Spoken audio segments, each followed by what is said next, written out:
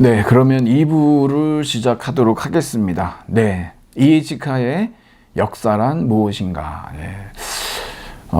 여러분들이 우리 그 한국 영화 변호인이라고 하는 그 영화 작품 속에서 그 이에이치카의 이 역사란 무엇인가가 이제 불온서적으로 분류가 되면서 억울하게 고문과 옥살이를 하게 되는 그러한 이제 내용들을 담고 있죠. 이 이에이치카는 아주 그 외교관이었고요. 그리고 이 소련 관련 그 아주 유명한 그러한 어떤 그 역사서들을 저술했던 아주 훌륭한 그다음 어떤 저널리스트이기도 합니다.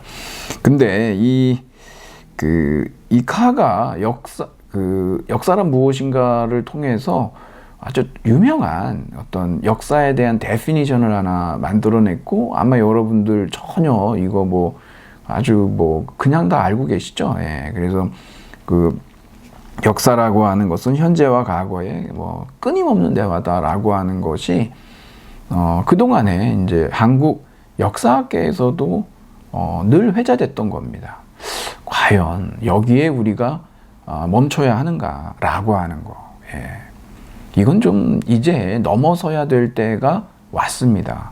이미 많이 무르익었고, 그러한 일들이 그러한 어떤 그 새로운 그 역사 서술의 물결이 한국 사회에 지금 밀려들고 있다라고 하는 거 우리가 뭐 실감할 수가 있거든요. 그런 얘기를 좀 해보도록 할 텐데요.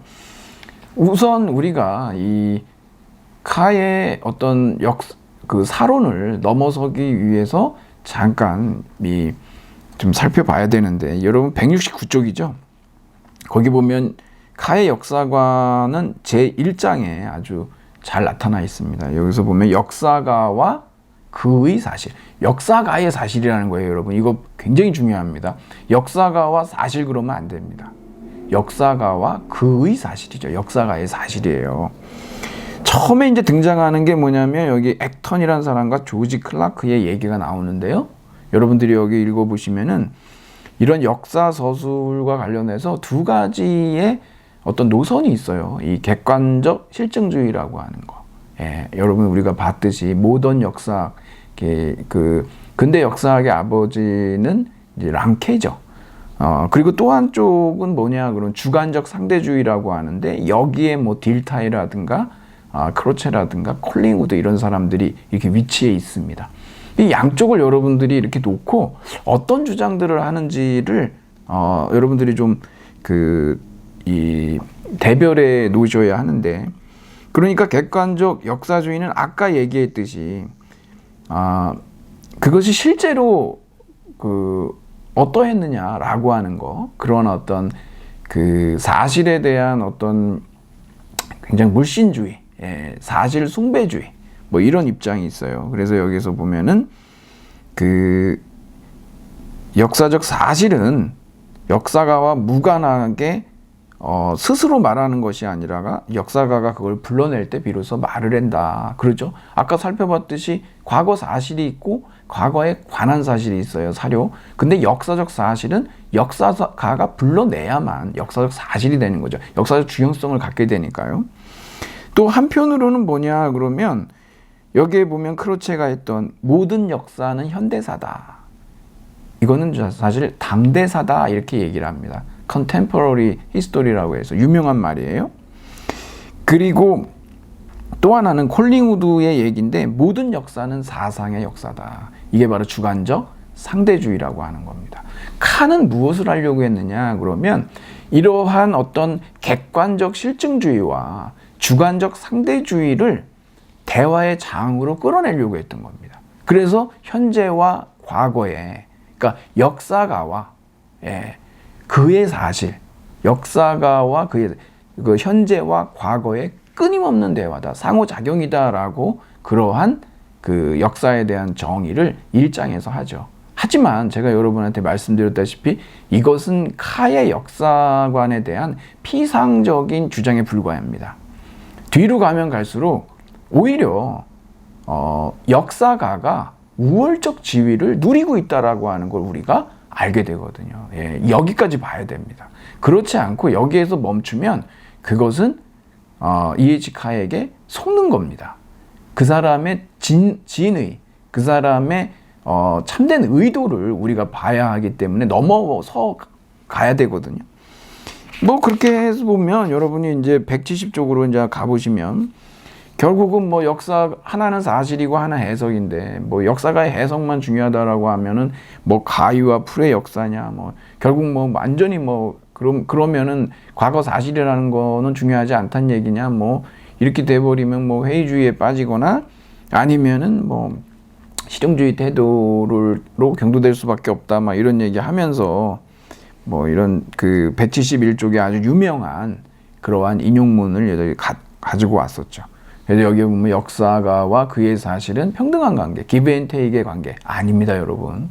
여기선 그렇게 주장하지만 나중에 가보면 어떠냐 그러면은 역사가가 사실은 칼자루를 쥐고 있다라고 하는 것을 알 수가 있습니다. 그래서 이제 2장에 나오는 얘기가 그래서 제가 여러분 5번으로 가보면 그 니은에 보면 오늘의 사회와 어제의 사회 사이의 대화다. 이게 이제 2장에 나와요. 개인과 사회 뗄래야 뗄 수가 없죠. 예.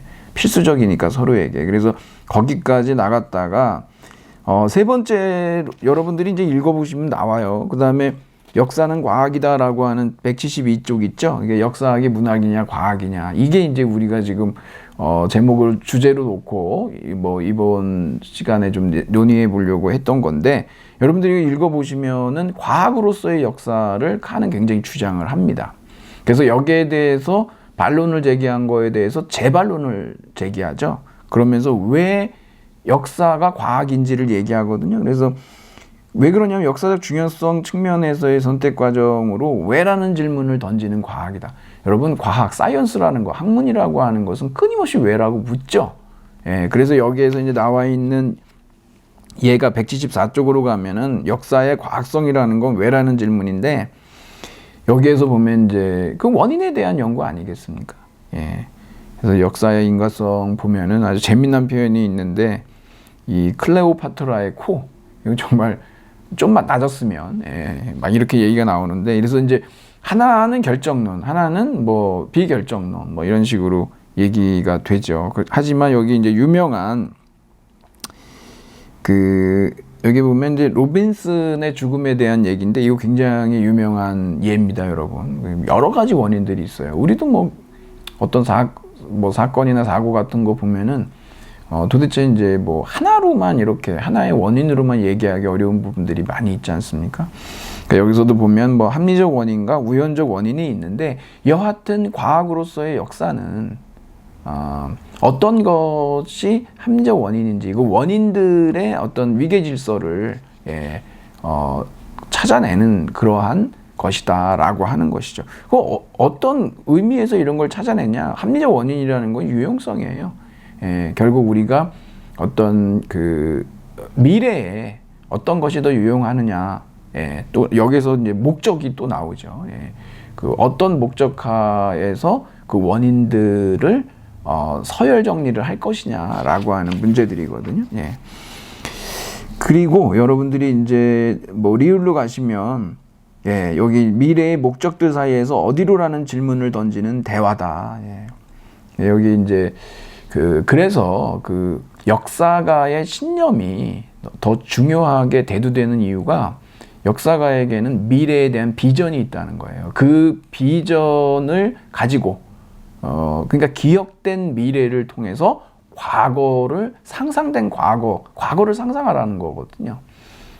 그래서 여기 이제 176쪽의 맨 마지막 줄에 보면은 그 루이스 네이미어가 나오지 않습니까? 굉장히 유명한 이 사람의 주장이 카의 역사관이에요. 그러니까 여러분들이 이걸 알아두시고 우리가 이제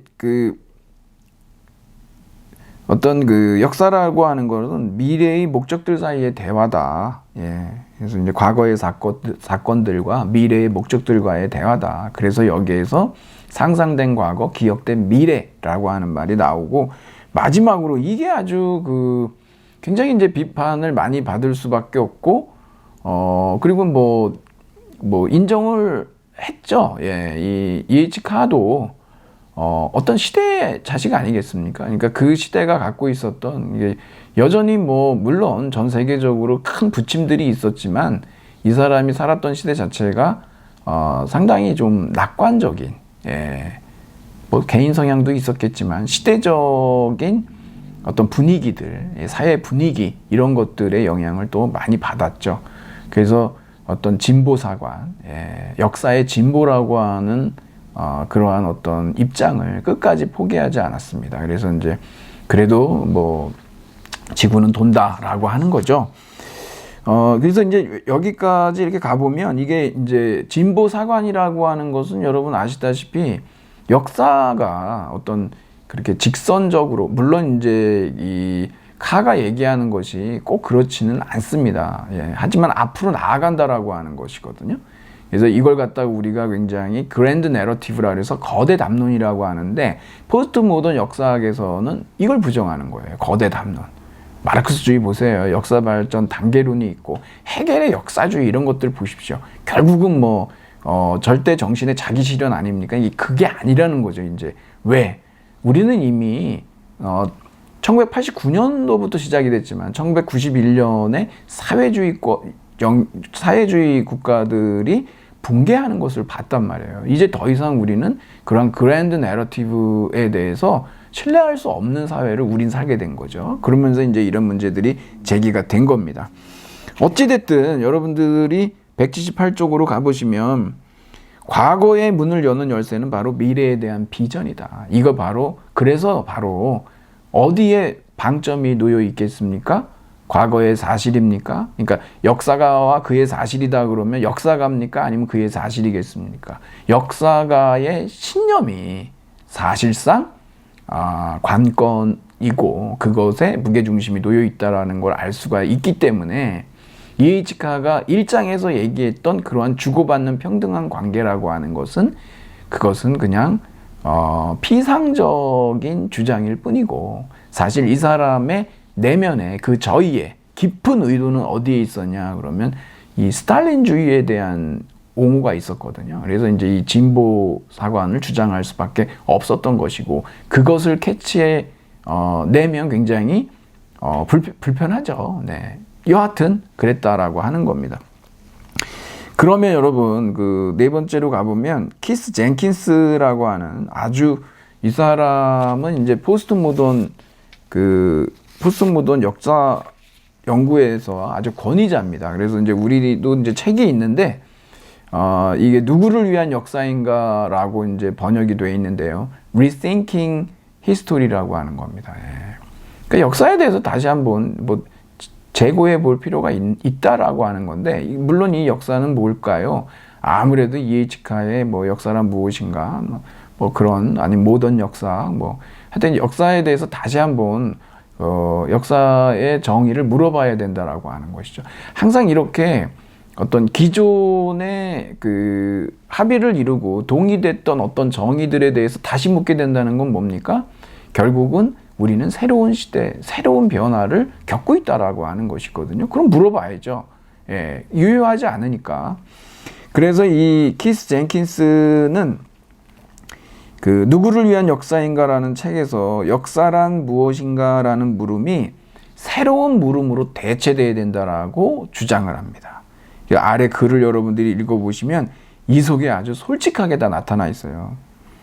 역사는 유동적이고 문제투성이인 담론이다. 여러분 그러니까 우리가 알고 있었던 어떤 그 주류 사학계의 주장 그거는 뭐 무슨 뭐 불변하고 뭐 정통이고 이러지 않습니다. 그것조차도 역사적인 거거든요. 예, 결국은 변하는 것이고요. 뭐 이런 그 연구자들이 인식론, 반복론, 이데올로기와 실천적 측면에서 사회로부터 영향을 안 받을 수가 없죠. 어떤 집단이냐라고 하는 거.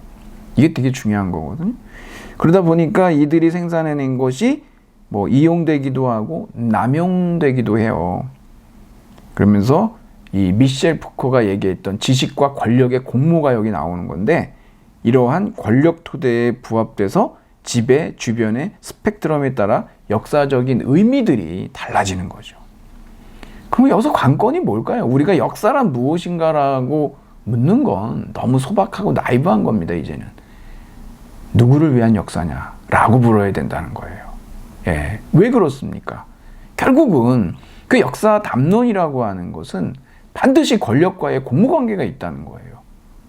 그러니까 누구, 어느 세력, 그걸 봐야 되는 거거든요. 그래서 이제 새로운 물음은 뭐냐면 제목입니다, 여러분. 누구를 위한 역사인가라고 바뀌어야 된다는 거예요. 그래서 제가 그래야 여러분 다양한 역사 만들기가 가능하겠죠? 여러분들 자신의, 우리 모두 다 역사가예요. 여러분 자신의 삶의 역사가죠. 그 여러분의 역사는, 여러분이 만들어내는 역사는 여러분을 위한 역사가 되어야 되는 것이죠. 그것을 만일 다른 사람이 여러분의 그 자서전적인 역사 만들기에 개입해서 뭐 이런저런 식으로 만들어 놓으면, 그것이 권력을 갖고 그게 지배담론이 된다라면 그것이 과연 여러분의 참 모습을 드러내는 역사인가라고 하는 거 생각해 볼 필요가 충분히 있는 것이죠. 자, 그리고 여러분이 그 178쪽으로 여러분이 가보시면 그거 이제 넘어서는 부분들이 있는데, 그러니까 이제 첫 번째 단락 보면은 제가 말씀드렸던 이 역사가의 어떤 현재주의에 더 무게중심이 있다라고 하는 것이고, 그리고 이제 그 과학으로서의 역사 179쪽으로 가보면 이 객관성에 대한 기준을 명확하게 되지 못했죠. 관계의 객관성이라고 아주 괴상한 말을 만들어냈습니다. 카가. 관계. 그러니까 역사가와 그의 사실의 어떤 관계 있잖아요. 관계의 객관성. 뭘까요, 그게? 모르겠습니다. 그게 무슨 객관성인지.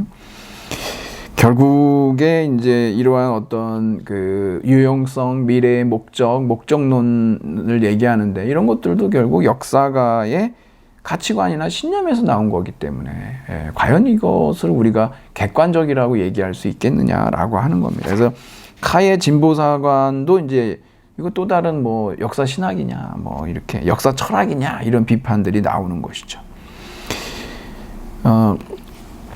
그래서 이제 포스트 모던 역사 맨 마지막 단락에 있는데, 제가 그래서 여러분한테 이제 그 다음에 나오죠. 포스트 모더니즘 역사학의 등장과 함께 실제로 존재했던 과거 사실과 문학적으로 상상된 허구의 경계가 사라지고 역사학과 문학의 구분이 애매해졌다 그랬는데, 우선 여러분 포스트 모더니즘에 대한 이해가 우리가 선행돼야 되겠죠.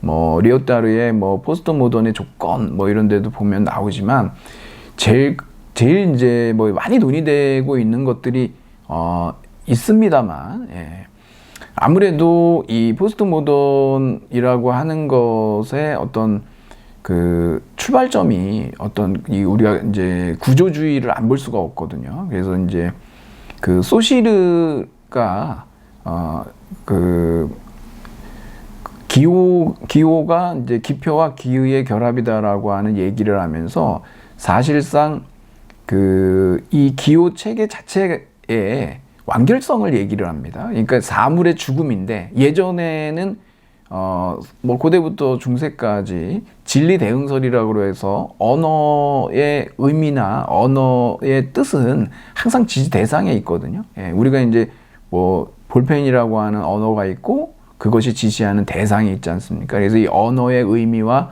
뜻이라고 하는 것은 그 지시 대상인 볼펜, 사물에 있었단 말이에요. 근데 소시르는 그냥 이 기호체계 자체가 완결적이다, 이 자체 내에서. 그래서 이제 사물하고의 관계를 끊습니다. 그래서 이제 사물의 죽음을 얘기하게 되거든요. 이것이 이제 가다 보니까 결국 여기에서 이제 그 어떤 역사적 사실이라고 하는, 그러니까 과거의 사실이라고 하는 것 자체의 어떤 실제성을 부인하게 되는 그런 단계까지 온 거죠. 이 포스트 모더니즘이라고 하는 것에 리오타르가 첫 번째 얘기하는 건 뭐냐면 그랜드 내러티브의 사망이죠. 그러니까 그러한 어떤 거대 담론, 이제는 그런 시대가 아니고 사회주의가 무너졌으니까, 붕괴했으니까 이제는 어떤 작은 이야기, 예, 그러한 시대가 됐다라고 하는 거. 그래서 이제 역사가 예전에는 대문자 히스토리였다면 지금은 이제 소문자 히스토리즈 해가지고 복수의 역사들. 그러니까 여러분의 역사, 저의 역사, 모든 역사들이 다 역사라는 거예요. 예. 그리고 또 어떤 중심주의의 죽음이죠. 뭐 남성 중심주의, 뭐 무슨 중심주의, 그 많은 중심주의들이 있었지 않습니까? 예. 그러한 중심주의의 어떤 죽음이라고 하는 것이 또 포스트 모더니즘의 특징인 것이거든요. 이런 것들을 우리가 가지고 들어오면 결국 포스트 모던 역사라고 하는 것이 갖고 있는 특징은 이 거대 담론들의 어떤 붕괴를 통해서 일단 어떤 틈새의 역사들, 예, 그러니까 새로운 역사 영토들을 개척할 수 있게 됐다는 거예요. 예, 망각됐던 역사의 영토가 드러나기 시작했다라고 여러분들이 보시면 됩니다. 네. 그리고 또 하나는 뭐냐면 역사 담론을 이 소시르의 영향 때문에 그러는데 역사가의 언어적 구성물로 보는 것이죠. 예. 그래서 히스토리하고 스토리의 경계가 모호해져 버린 거예요. 이것이 포스트 모던 역사학이 갖고 있는 특징이거든요. 그러니까 여러분이 180쪽에 보시면은 밑에서 한 5번째 줄에 보면 이 포스트 모던 역사학은 과거의 사실이 실제한다는 것조차 부정한다. 야, 여러분 이게 핵심인데. 그러니까 사실의 실제성을 부정해요. 예, 아우슈비츠는 없었다. 이 뭐가 되겠습니까? 이렇게 되면. 예. 일본군 위안분도 없었다. 여러분 자주 들어보셨죠? 예. 지금 이제 이런 얘기들을 이제 하는 것인데, 포스트 모던 역사의 어떤 중요성, 그 다음에 그것의 어떤 의의, 이런 것들을 좀 보자면, 우선 모던 역사학이 주장했던 그런 과학으로서의 역사학이 아니라 문학으로서의 역사를 주장한다라고 하는 거. 그리고 이제 거대 담론을 거부하고 작은 이야기들. 그래서 비로소 우리가 아래로부터의 역사를 얘기할 수 있고 틈새 역사 영토를 발굴해낼 수 있는 그러한 시대에 우리가 이제 도래했다라고 하는 거. 이것을 어떤 사람들이 이렇게 얘기할 수 있습니다. 이게 뭐 역사가 굉장히 어떤 이제 상대주의에 빠져가지고 회의주의에 빠지겠구나라고. 그건 기우예요. 그렇지 않고 역사의 민주화, 예, 역사의 해방, 이제 이걸 통해서 우리가 정말 역사적 해방을 이루는 거죠. 예. 기존에는 어떤 역사 서술이라고 하는 것은 어떤 특별한, 네, 어떤 공인된 어떤 지배 권력으로부터 공인된 어떤 집단들의 뭐 공동 작업이라든가 상호 교차적 작업만이 소위 대표성을 가졌다면 지금은 그런 것은 아니라는 것이죠. 그러니까 기존에는 뭐라고 했습니까? 동학난이에요. 하지만 지금은 동학혁명이죠. 중립적인 사람들은 동학운동 이렇게 얘기하겠지만 어떻게 다른지 아시겠죠, 여러분?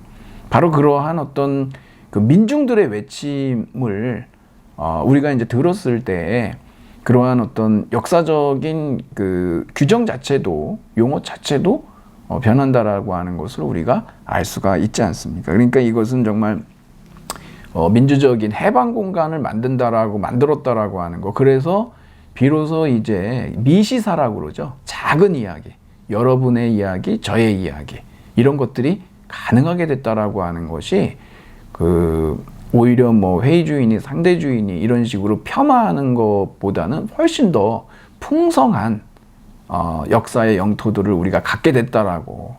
즉 이제는 기억과 망각의 변증법을 통해서 이제는 망각했던 것들을 기억의 영역으로 가져오는 그러한 작업들이 가능해졌다라고 하는 거. 그런 것들이 포스트 모던 역사학이 갖고 있는 굉장한 미덕이라고, 긍정적인 부분이라고 볼 수가 있죠. 다만 제가 여기서 좀 말씀드리고 싶은 게, 처음부터도 그랬지만 이 포스트 모던 역사학은 아이를 목욕시키면서 어린아이까지 버려버린 거예요. 목욕물만 버려야 되는데, 그것이 무엇이냐 그러면 바로 어떤 과거 사실의 실제성을 부인한다라고 하는 거. 네, 저 역시도 이 부분에는 동의하기가 어렵습니다. 왜냐하면 그렇게 되면 역사학의 존립 근거 자체가, 그러한 어떤 토대가 없어져 버리기 때문에 이것은 하나의 정말 문학적 소설, 픽션으로 전락되고 말 것이고, 그렇게 된다면 우리가 지금 역사 투쟁을 하고 있는 많은 부분들이 있지 않습니까? 이런 부분에 대해서 하나의 그냥 각자 어떤 집단이든 어떤 개인이든 자신의 상상의 나래만 펴게 될 수밖에 없기 때문에 이것은 굉장히 역사학의 존립을 위태롭게 하는 큰 문제를 안고 있다라고 하는 것입니다. 만일에 과거 사실의 실제성을 부정하는 그런 역사학자라고 볼 수가 없겠죠. 그냥 문학자라고 볼 수밖에 없다는 얘기입니다.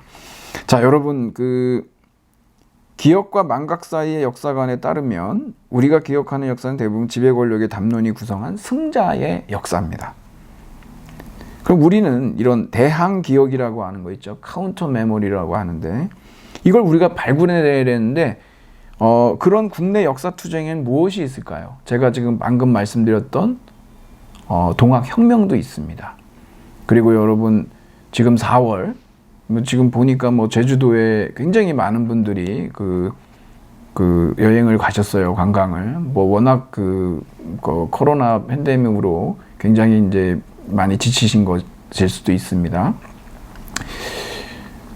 제주도의 4월은 유채꽃이 만발하고 굉장히 화산섬 제주도는 아름다워 보입니다만, 우리가 다니는 곳곳이 사실상 1948년 4.3의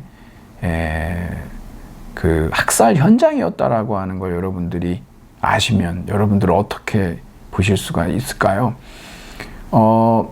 지금까지 이 제주도민들의 25,000에서 3만 명이 학살당한, 국가 공권력에 의한 이러한 사건이 묻혀져 있었습니다. 말할 수가 없었죠.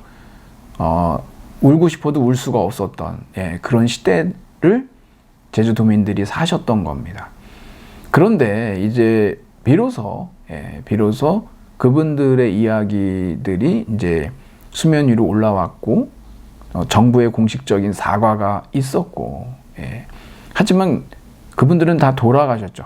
돌아가신 분들, 그리고 남아 계신 분들, 유족분들이 계시는데, 이분들이 지금 하고 계시는 건 뭐냐면, 결국 죽은 분들은 말을 못하니까 구술사라고 합니다.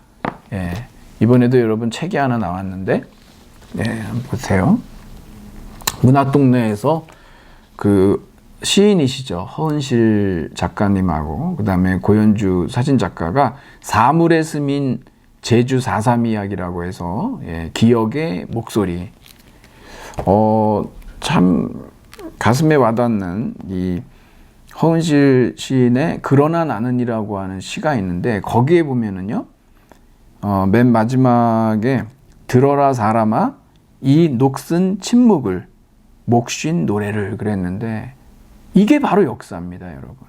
녹슨 침묵, 망각돼 있었던 것이죠. 하지만 망각하지 않았습니다. 제주도민들은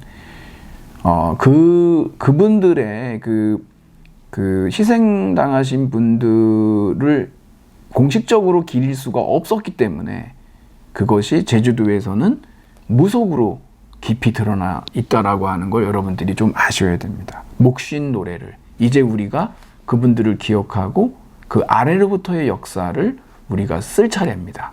이것이 바로 기억 투쟁입니다. 포스트 모던 역사학의 아주 긍정적인 의의라고 볼 수가 있겠습니다. 여러분들도 제주도 반란이 아니라 4.3 민중항쟁이었다라고 하는 것을 꼭 기억해 주시길 바라면서 여기서 마치겠습니다. 감사합니다.